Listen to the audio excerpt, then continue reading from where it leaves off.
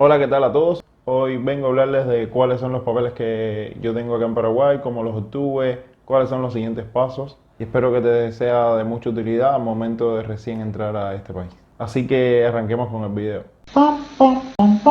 Yo llegué en enero del 2022 por frontera.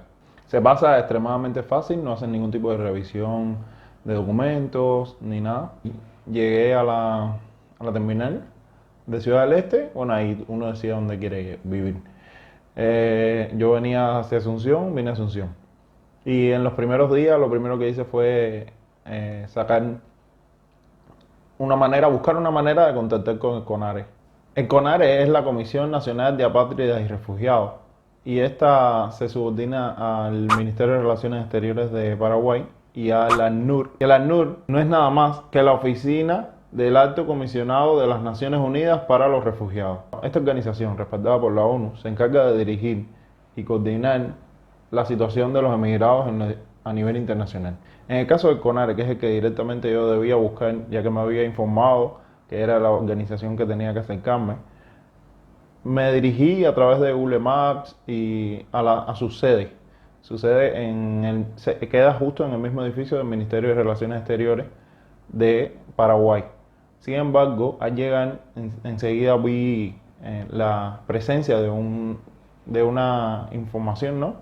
Un cartel que decía que a razón de la pandemia, no sé si hoy en día, porque se han levantado bastante restricciones aquí en Paraguay, no sé si hoy en día se mantenga así de esa manera, pero a razón de la pandemia se estaba haciendo a través simplemente por el número de WhatsApp, que se lo voy a dejar acá, porque estaba de dominio público y no tiene ningún problema que se sepa en manera general. De todas maneras, también se puede comunicar a través del el correo electrónico, que también se lo voy a dejar acá, y les puede servir bueno, en caso de cómo puedan comunicarse o como deseen comunicarse, hacerlo. Una vez que uno se comunica, el CONARE te remite a uno de sus oficiales o personas encargadas de gestionar tu caso, te remite para agendar una especie de entrevista donde te preguntan los motivos por los cuales te fuiste de Cuba, bueno, del país donde estabas. Mejor les voy a hablar en primera persona.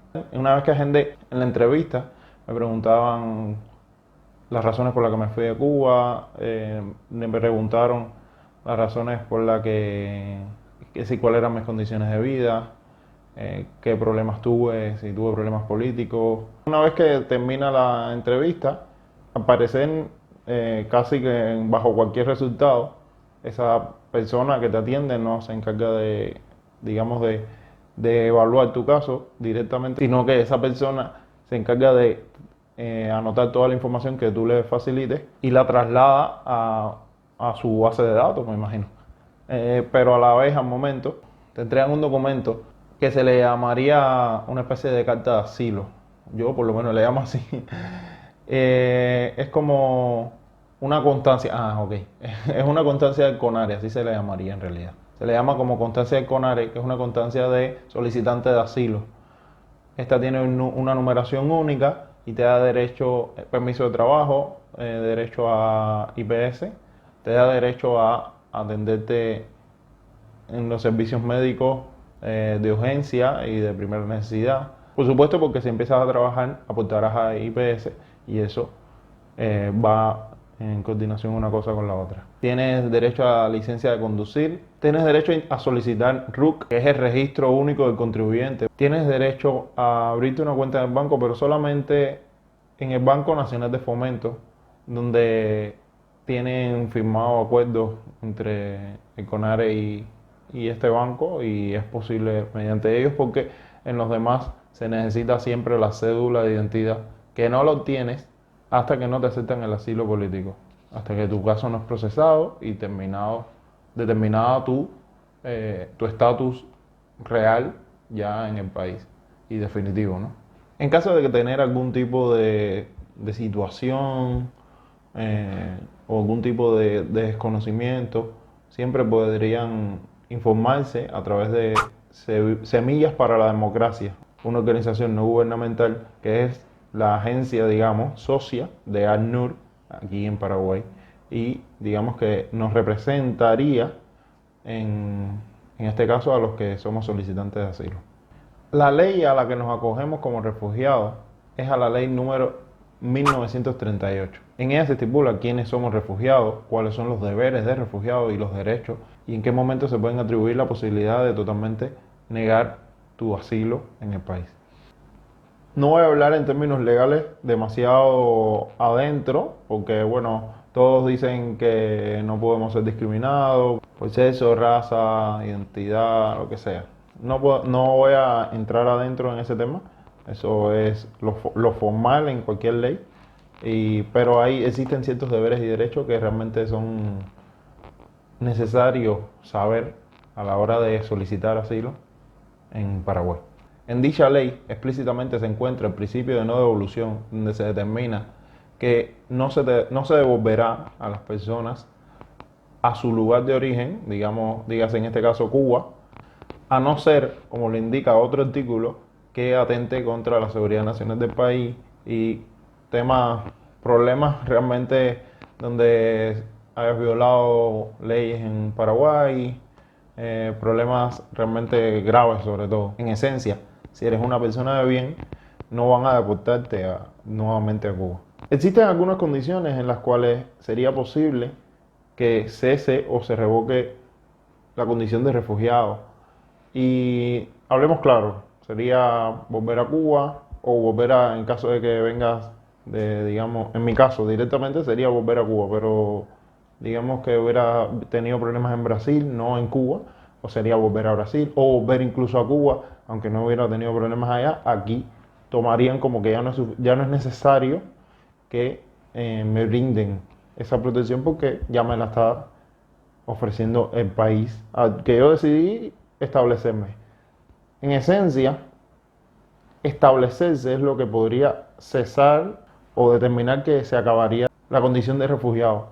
No es que no puedas nunca más volver a tu país, pero ahí está la ley y podría ser utilizada en caso de que asiduamente visites tu país y consideren que estás establecido allá. Y el otro caso en que puede ser finalizado tu proceso o tu condición de refugiado podría ser en caso de que cambien las condiciones en el país que estás denunciando o del que tuviste que escapar. Si cambian las condiciones totalmente, claramente y de forma explícita, podría ser que se cese o se termine tu condición de solicitante de refugio o incluso podría ser también de refugiado. El documento de constancia del CONARE tiene una duración o una vigencia de 2 años, aunque caería su vigencia en caso de que sea resuelto tu situación antes del fin de esos 2 años. No obstante, en caso de que pasen esos 2 años y no se ha resuelto todavía tu situación migratoria o no se ha procesado tu asilo, puedes solicitar una nueva constancia, una nueva carta. Tendría los mismos derechos y no tendría mayor problema por eso. Ahora mismo yo me encuentro en este punto donde simplemente tengo esa carta, esa garantía que me da muchísimos derechos, pero que también tiene sus limitantes. Una vez que nuestro caso es procesado y en caso de ser aceptado, se nos otorga el documento de identidad nacional, que vendría siendo el carnet de identidad, pero acá le dicen cédula. Una vez con la cédula tendríamos una especie de residencia permanente y con ella podríamos obtener ya casi todos los mismos derechos que cualquier ciudadano, exceptuando por supuesto el voto y esas cosas. Esta ley hace todo lo posible porque no tengas ningún tipo de contacto con la organización o con los representantes del país del que estás escapando.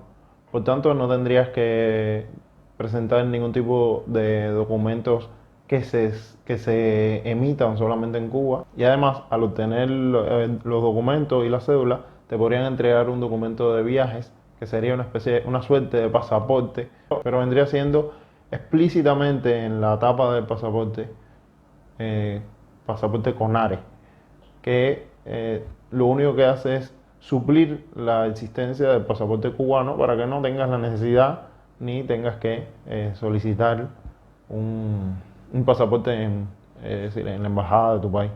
Todo este proceso es totalmente gratuito y no habría que pagar nada de ningún tipo para hacer la solicitud de asilo ni para que se te otorgue.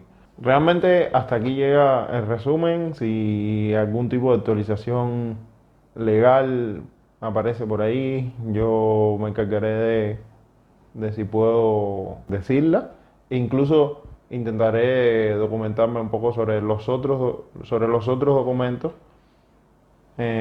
o las otras vías, digamos, por las cuales se puede solicitar radicación permanente, radicación temporal, si eres egresado de educación superior. Existen esas otras vías, pero realmente necesitaría documentarme sobre ellas para poderle explicar o preguntarle a alguien que sí lo haya hecho, porque no es mi caso y no lo puedo decir ni en primera persona, ni siquiera hasta un punto. Espero que les haya sido de mucha utilidad. A mí me hubiera sido de mucha utilidad haberlo visto antes de venir.